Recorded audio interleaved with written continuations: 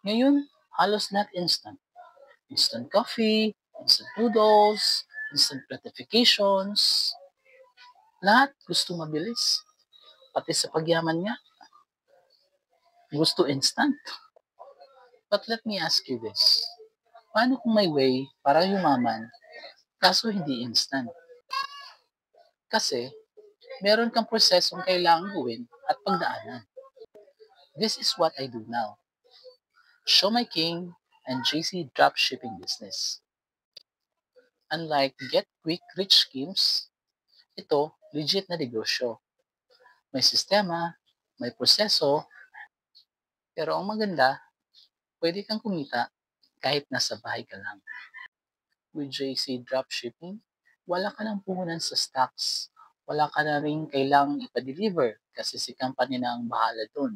Ikaw, mag-promote ka lang at once naging successful yung delivery, yung commission mo is diretso na papasok sa e-wallet mo every Tuesday.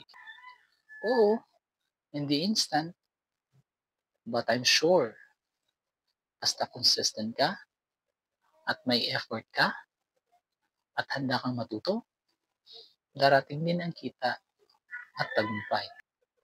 Remember, ang success hindi instant.